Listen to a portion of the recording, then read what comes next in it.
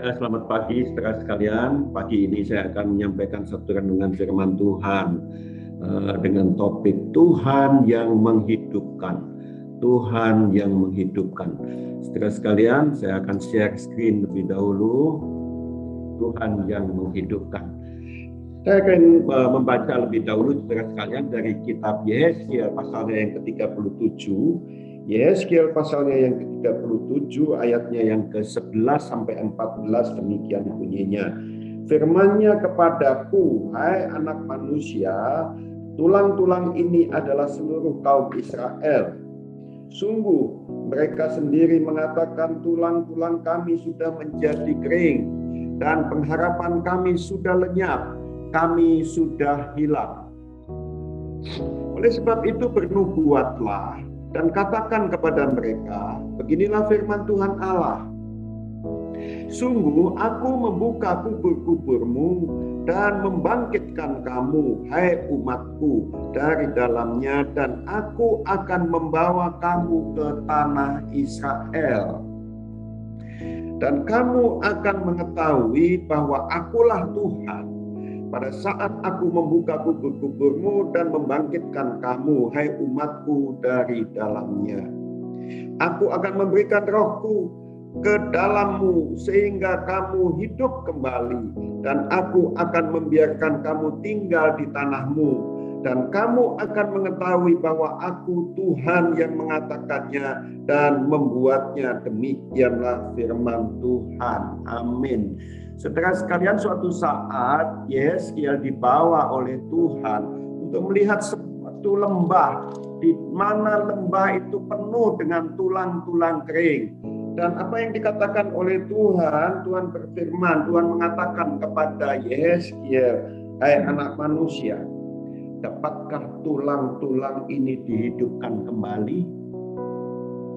Dan Yesaya menjawab, Tuhan, ya Tuhan Allah, Engkaulah yang mengetahui. Lalu firman Tuhan kepada Yesaya, kalau begitu bernubuatlah mengenai tulang-tulang ini. Katakanlah kepadanya, hai tulang-tulang kering, dengarlah firman Tuhan. Beginilah firman Tuhan Allah kepada tulang-tulang ini. Aku memberi nafas hidup di dalammu supaya kamu hidup kembali. Saudara sekalian yang diberkati oleh Tuhan, tulang-tulang kering dihidupkan kembali oleh Allah. Dan bukan hanya sekedar dihidupkan kembali, saudara sekalian, tetapi tulang-tulang kering ini menjejakkan kaki dan menjadi tentara Allah yang besar. Dan inilah tujuannya kenapa tulang-tulang yang kering ini dihidupkan kembali. Bukan cuma sekedar hidup saja, saudara sekalian, tetapi hidup yang bermakna, hidup yang menjadi tentara yang besar dari Allah. Oleh sebab itu pertanyaannya sekali adalah, saudara sekalian, bagaimana supaya kita ini sebagai tulang-tulang kering ya bisa menjadi tentara yang besar? Saya tulis di sini asal kita mau berdoa. Berdoa seperti Yesaya diminta oleh Allah untuk berdoa bernubuat. Demikian pula dengan kita mesti berdoa, kita mesti bernubuat. Sehingga banyak orang yang sekarang ini seperti tulang-tulang kering. Banyak di antara bangsa kita Indonesia yang sekarang ini seperti tulang-tulang kering. Untuk bisa hidup kembali, bangkit kembali. Kita mesti beriman, saudara sekalian, ya, bahwa bangsa kita ini akan dipulihkan oleh Tuhan. Kita mesti beriman bahwa bangsa kita ini akan dibuat Tuhan menjadi bangsa yang besar, bangsa yang hidup, bangsa yang memuliakan Tuhan. Kita mesti percaya akan hal yang demikian. Saya berkali-kali mengatakan juga, baik di kantor, baik juga di gereja, saudara sekalian, jangan pernah berpikir bahwa bangsa ini seperti bangsa yang sudah tidak bisa dipulihkan lagi. Saya sering mengatakan juga di perusahaan saya, jangan sampai kita pernah berpikir bahwa sudah tidak ada harapan lagi. Saudara sekalian, kalau Tuhan yang berkehendak, maka Tuhan yang menghidupkan. Asal kita mau berdoa, asal kita mau beriman, asal kita mau berbalik dari jalan-jalan kita yang jahat dan kembali kepada Tuhan. Hari ini kita membaca tentang Yeskiel, ya. Saudara sekalian, inilah adalah gambaran gereja Tuhan. Gereja yang mati akan dihidupkan kembali oleh Tuhan. Orang-orang Kristen yang mati seperti tulang kering akan dihidupkan kembali oleh Tuhan. Keluarga-keluarga yang mati, yang tidak bisa lagi menjadi berkat bagi keluarganya, suami yang mati, istri yang mati, yang tidak lagi menjadi berkat bagi keluarganya akan dihidupkan kembali oleh Tuhan. Perusahaan-perusahaan orang-orang Kristen yang mati akan dihidupkan kembali oleh Tuhan. Dan maksud apa, saudara sekalian?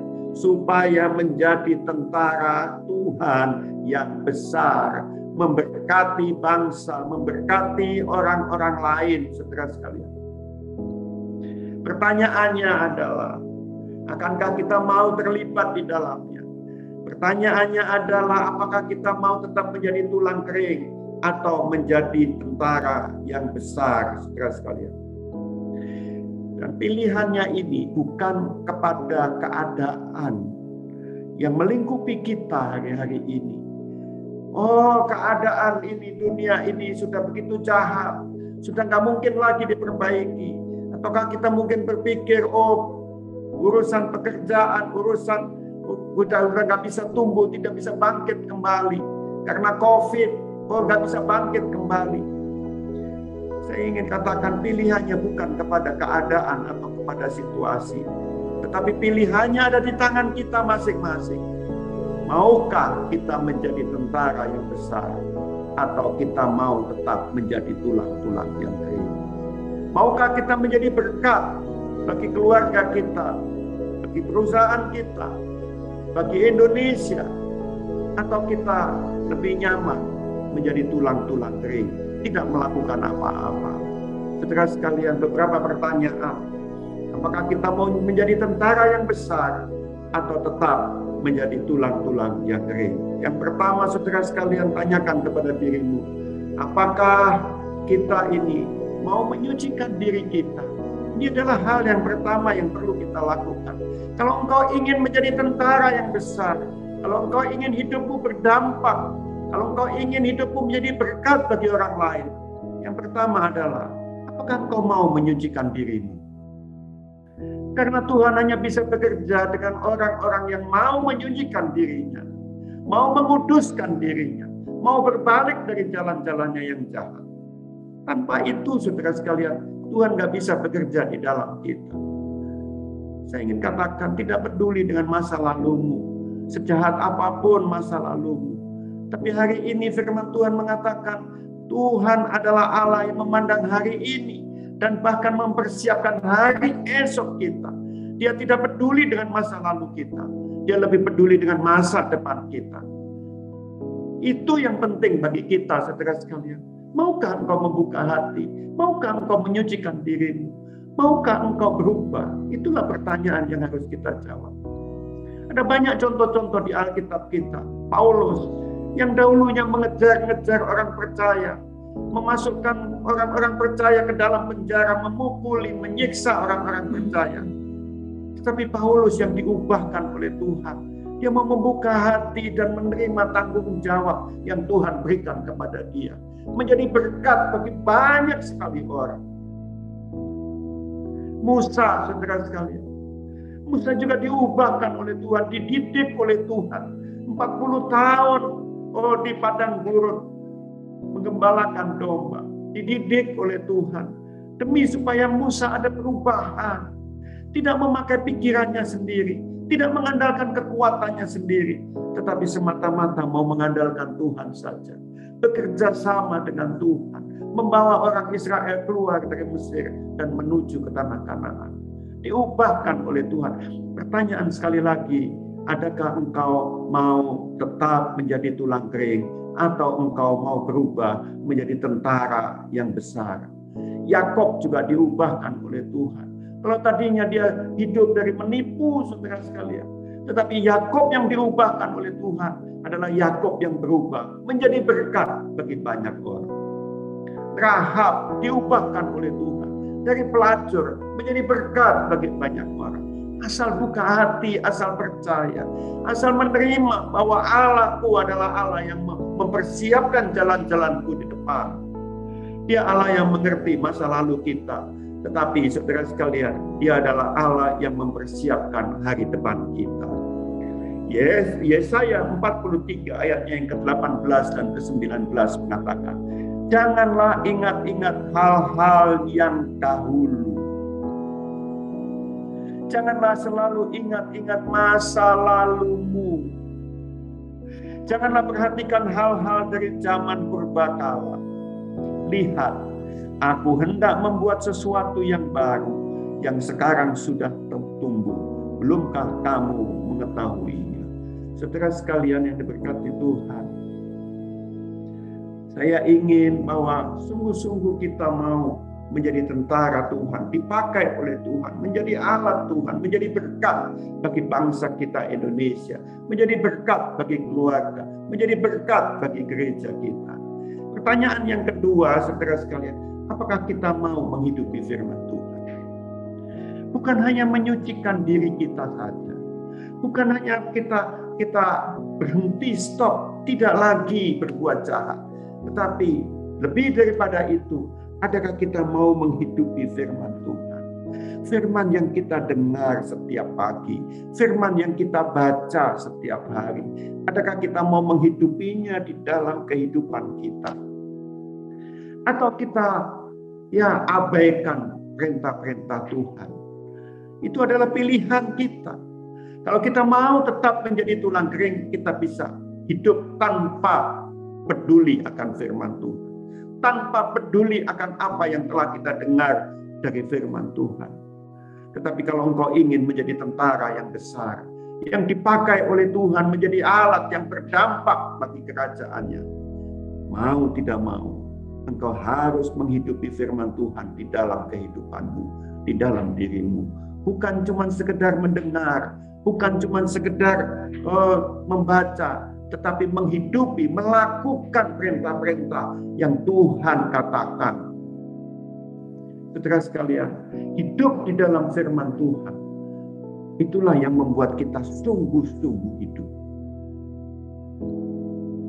Kalau kita tidak hidup di dalam firman Tuhan atau kita hidup di luar firman Tuhan, Tuhan mengatakan kita tidak dapat melakukan apa-apa. Di luar Tuhan kita ini kering. Di luar Tuhan kita ini cuma tulang-tulang kering. Tidak berdampak apa-apa. Tetapi di dalam firman Tuhan, itulah yang membuat kita hidup kembali. Karena kita melakukan perintah-perintahnya. Yohanes 15 ayatnya yang kelima mengatakan, Akulah pokok anggur dan kamulah ranting-rantingnya. Barang siapa tinggal di dalam aku dan aku di dalam dia, ia berbuah banyak. Sebab di luar aku kamu tidak dapat berbuat apa-apa. Saudara sekalian, tanpa kita nempel kepada Tuhan, kan tanpa kita ini sungguh-sungguh nempel, maka sesungguhnya kita ini mati. Nempel artinya kita mendapat asupan makanan dari pokok itu. Kalau kita tidak sungguh-sungguh nempel, maka kita akan menjadi ranting yang kering. Bukan hanya kering, nanti kering dipotong, saudara sekalian. Ya, hari ini saya ingin ingatkan, kita tidak harus menghidupi firman Tuhan di dalam kehidupan kita. Tidak cukup kita hanya mendengar saja, tetapi sungguh-sungguh dari hati kita, aku mau melakukan segala perintah-perintah-Mu. Itulah yang membuat kita sungguh-sungguh hidup. Karena kita dibuat Tuhan berkemampuan, saudara sekalian. Kalau kita tidak menghidupi firman Tuhan, di luar aku, engkau tidak dapat melakukan apa-apa. Di luar aku engkau tidak ada gunanya, tidak berguna sama sekali. Dan oleh sebab itu, saudara sekalian, saya sungguh rindu, dapatkanlah firman yang murni itu. Seperti seorang bayi yang mengharapkan susu yang murni dari ibunya, demikian pula kita mesti mendapatkan firman yang murni. Firman yang engkau renungkan sendiri, firman yang engkau baca sendiri. Jangan merasa puas hanya mendengarkan khotbah saja. Saudara sekalian, saya sering mengatakan khotbah itu sudah terlalu banyak bumbunya, ya, terlalu banyak macam-macamnya, ya. Kalau kopi gitu bukan kopi yang murni, sudah ada yang namanya cafe mocha, dicampur mocha, dicampur vanilla, dicampur ini, dicampur itu sudah tidak murni lagi, ya, bukan kopi, ya. Saudara sekalian, oleh sebab itu kita mau, ayo dapatkan yang murni. Belajarlah untuk engkau bisa merenungkan firman Tuhan. Belajarlah untuk engkau membaca sendiri. Renungkan sendiri. Banyak ada buku-buku yang engkau bisa baca, saudara sekalian. Tafsiran-tafsiran yang engkau bisa baca. Saya bersyukur melalui doa pagi ini kita dilatih. Banyak kita yang sudah mulai bisa membawakan renungan-renungan. Kita semua berlatih, saudara sekalian, supaya kita merenungkan, supaya kita belajar, ya, mendapatkan yang murni yang daripada Tuhan sendiri. 1 Petrus pasalnya yang kedua, ayatnya yang kedua mengatakan, dan jadilah sama seperti bayi yang baru lahir, yang selalu ingin akan air susu yang murni dan yang rohani, supaya olehnya kamu bertumbuh dan beroleh keselamatan. Kalau kita tidak mendapatkan yang murni, maka kita tidak bisa bertumbuh dengan baik.